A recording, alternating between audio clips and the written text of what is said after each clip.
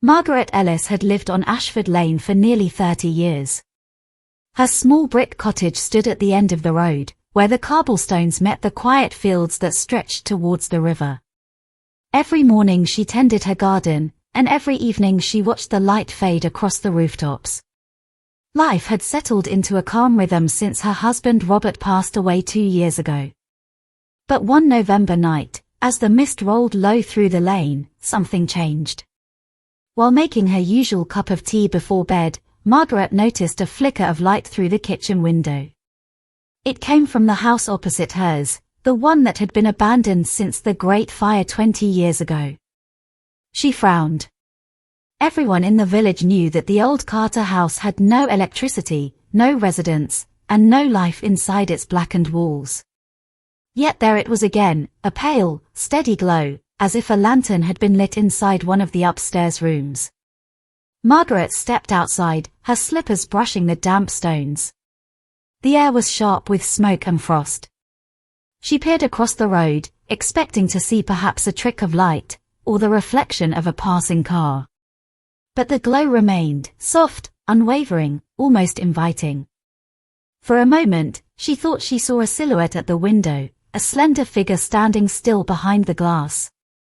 Then the light blinked out. The next morning, Margaret mentioned it to her neighbor, Mrs. Whitby, at the post office. The woman's cheerful face drained of color. "Don't go looking there, dear," she whispered. "That house has seen enough ghosts already." That night, Margaret couldn't sleep. The words ghosts already echoed in her mind. And when she finally dared to look through her curtain once more, the same light was there, brighter than before, as though someone were waiting for her to notice. And then, the next day, the letter arrived. The envelope was cream-colored, sealed with red wax and pressed with no emblem. Margaret turned it over in her hands, puzzled. There was no return address, only her name, written in a delicate, old-fashioned script she didn't recognize. She carried it into the kitchen, placed it on the table, and stared at it for a long while before daring to open it. Inside lay a single sheet of paper, neatly folded. The handwriting was the same, elegant, precise, and strangely familiar. "I am waiting for you by the light. You will find me where the roses never grew." Margaret read the words again and again, feeling a coldness spread through her chest. The signature line was blank. The message was brief, yet it carried something heavy, something intimate, as though written for her alone. Her first thought was that it must be a cruel joke. But who would bother to torment an old widow living quietly at the edge of the village? Her second thought was worse, that perhaps it had something to do with Robert. Robert Ellis had been a calm, reliable man. Everyone in Ashford-on-Tyne had admired their marriage. Yet now, with the letter in her trembling hands, Margaret felt a strange unease stirring inside her, an echo of suspicion she had buried long ago. That afternoon, she walked down to the local library, hoping to find something, anything, about the old Carter house. The building's caretaker, an elderly gentleman named Mr. Penford, gave her a wary look when she mentioned it. "That place," he said quietly, "should have been torn down years ago. The fire took 3 lives, 2 of them were the Carters. The third, no one ever confirmed who it was. Just ashes left behind." Margaret's fingers tightened on her handbag. "Do you know where the fire started?" she asked. Mr. Penford hesitated. "In the back garden. Near the rose beds. They said no flowers ever grew there again." That night, as rain tapped softly on the windows, Margaret placed the mysterious letter beside her lamp. The words glowed faintly in the light, almost alive. She looked out through the window once more. And there it was again, the same light burning in the empty house across the lane, bright as a promise she could no longer ignore. The following evening, the mist over Ashford Lane was so thick that even the lampposts looked like pale ghosts. Margaret had just drawn her curtains when a knock sounded at the door, 3 slow taps that echoed through the hallway. She hesitated, her heart tightening. No one ever visited her after dark. When she finally opened the door, a young man stood there, soaked from the rain. He wore a dark coat and carried an envelope under his arm. "Mrs. Ellis," he asked softly. "I'm sorry to bother you. My name's Daniel Carter." The surname struck her like a chill. "Carter," she repeated. "Yes," he said, brushing water from his hair. "My grandparents used to live across the lane. I've come to see the place. I was told you might know something about it." Margaret stepped aside to let him in.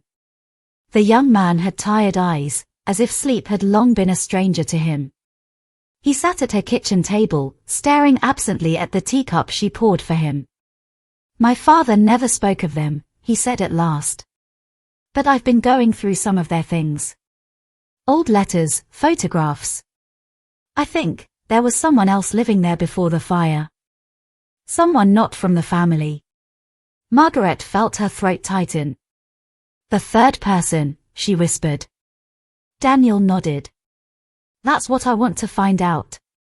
Whoever it was, they vanished after that night. But I found this among my grandmother's letters." He slid the envelope across the table. Margaret unfolded the paper. The handwriting made her stomach drop. It was the same elegant script as the letter she'd received days earlier. He made his promise by the roses. When the fire came, he tried to keep it. Margaret stared at the words, her pulse quickening. "Where did you find this?" "In a box marked Ellis," Daniel replied quietly. "I thought perhaps you'd know what it means." Margaret's teacup slipped from her grasp, shattering on the floor. She stood frozen as his words sank in. The Carter's secret was somehow tied to her husband. And somewhere across the lane, through the rising fog, the light had returned, burning brighter, pulsing as though it knew they were speaking of it. 2 days later, Daniel returned with a set of rusted keys and a permission slip from the local council. "They've agreed to let me inside for inspection," he said. "But I don't want to go alone." Margaret hesitated. Every instinct in her told her to refuse. Yet something stronger, curiosity, or perhaps guilt, urged her forward. She found herself nodding. "All right. I'll come." That afternoon, under a dull grey sky, they crossed the lane together. The Carter house loomed before them, its windows blackened, its roof sagging under decades of neglect. The air smelled faintly of ash even after 20 years. Daniel forced the door open with a groan. Dust swirled through the hallway, and the faint echo of their footsteps filled the silence. Faded wallpaper peeled away in curls, revealing charred timber beneath. "This is where it started," Daniel murmured, leading her through the kitchen and out to what once had been the garden. The garden was little more than a wasteland, tangled weeds, cracked earth, and a few iron trellises eaten by rust. Yet, in the center, beneath a mound of ivy, Margaret noticed something. A ring of scorched stone surrounded a patch of earth darker than the rest. She knelt, brushing the soil away with trembling hands. Beneath it lay the outline of what once might have been a small stone bench, split in two by fire. On its surface, almost hidden under soot, faint carvings were still visible. It was a name. Ellis. Margaret's breath caught. "Robert," she whispered. Daniel turned sharply. "Your husband?" She nodded, unable to speak. Her hands were shaking violently. Memories she had long buried began clawing their way back, Robert coming home late, his clothes faintly smelling of smoke, the distant rumors of a fire she had never dared ask him about. Daniel crouched beside her, his voice tight. "My grandmother's diary mentioned a man she trusted. A man who swore he'd protect her secret until the end." He looked at the carved name, then at Margaret. "I think she meant him." Before Margaret could answer, the wind shifted. The air grew heavier, almost electric. From the blackened doorway behind them, a faint flicker of golden light began to grow, soft at first, then pulsing steadily, just like the light Margaret had seen from her window. Daniel whispered, "It's coming from inside." Margaret rose slowly, her eyes fixed on the shifting glow. It wasn't the harsh glare of a torch or the erratic dance of fire. It was warm, constant, like a lantern held by invisible hands. And then, faintly, through the whispering wind, a voice carried across the ruined garden. "You promised me by the roses." Margaret froze. The voice was unmistakable. It was Robert's. Margaret could barely breathe. The voice that called her name from within the ruined house was soft but clear, echoing through the hollow walls like a memory refusing to fade. Daniel turned towards her, wide-eyed. "Did you hear that?" he whispered. She nodded slowly, every muscle trembling. It sounded like him. Like Robert. The glow deepened, spilling through the cracked doorway, casting trembling shadows across the broken walls. Margaret took a step forward, unable to stop herself. Daniel caught her arm. "Wait," he said. "If this is some sort of..." But before he could finish, the air shifted again. The faint scent of smoke drifted past them, mixed with something sweeter. Roses. Margaret pulled free and stepped into the doorway. The light enveloped her instantly. Inside, the air shimmered, thick with golden haze. She found herself standing in what once had been the sitting room, though the floorboards were blackened and warped. Yet amid the ruins stood a single object untouched by time, a wooden music box, resting on a charred mantelpiece. It was hers. She recognized it at once. Robert had given it to her on their 10th anniversary, claiming he'd found it in an antique shop. Her hands shook as she opened the lid. The melody was faint, broken, but it played. The same tune that had once filled their cottage on quiet Sunday mornings. And then she heard it again, the voice, closer now, just behind her ear. "I couldn't save them, Margaret. But I tried to keep the promise." Her heart pounded painfully. "Robert," she whispered. The air grew warmer, and a faint silhouette began to take shape in the golden light, a man's outline, tall, familiar, fading in and out like smoke. Daniel stepped inside, his voice trembling. "Who's there?" The figure turned slightly, and for a brief moment Margaret saw his face. It was Robert, pale, sorrowful, eyes full of regret. "You shouldn't be here," he said softly. "The past doesn't rest easily in this place." Margaret's voice broke. "What happened that night? Why was your name in their garden?" The golden light flickered. His expression wavered. "I was here. I tried to stop the fire. I made a promise to her, to protect the boy." His gaze shifted towards Daniel. "He survived because of her. And because of me." Daniel stepped closer, his face pale. "The boy. Are you saying?" But before he could finish, a sudden gust tore through the house. The music box snapped shut, the light flared violently, and the figure began to dissolve into the smoke. Margaret reached out, desperate. "Robert, wait." His fading voice whispered one last time, carried on the warm scent of roses. "Find the truth beneath the ashes. It was never just fire." Then the light vanished, leaving only darkness, and the faint crackle of something still smoldering beneath their feet. The next morning, Margaret could not shake the unease that had settled in her chest. The dawn light spilled across her table, illuminating the letter she had found, now creased and smudged by her trembling hands. She decided to act. No more whispers, no more speculation. She would uncover the truth. Ashford's small library was tucked behind the parish hall, smelling faintly of dust and rain. Mrs. Holloway, the elderly librarian, recognized Margaret immediately and greeted her with a polite but curious smile. "Back again, Mrs. Ellis. Looking for something special today?" Margaret hesitated before replying. "Old records. Anything about the fire on Ashford Lane. Around 1998. Mrs. Holloway's expression shifted. She glanced toward the back room where the archives were kept. "That was a dreadful business, that one." People still don't speak of it much. With a hesitant nod, she led Margaret to a cabinet of yellowed files. Margaret began to sort through them, her fingers brushing the edges of forgotten documents, insurance reports, witness statements, coroner's notes. Then she froze. A name leapt from the page like a blade of ice.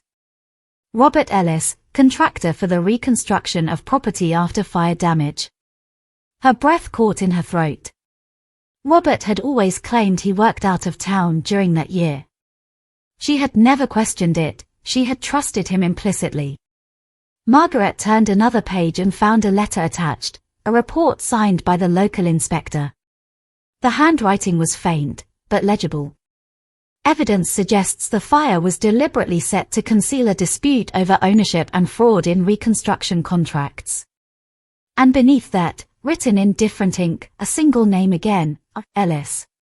The file slipped from her grasp, scattering papers across the wooden floor. Mrs. Holloway looked up sharply, startled. "Are you quite all right, dear?" Margaret managed a faint nod, crouching to gather the pages.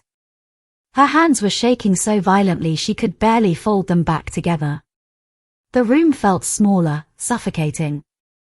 The whispers she had heard at night, the flickering light, the letter claiming to wait, beyond the light, they all seemed to merge into one terrible truth.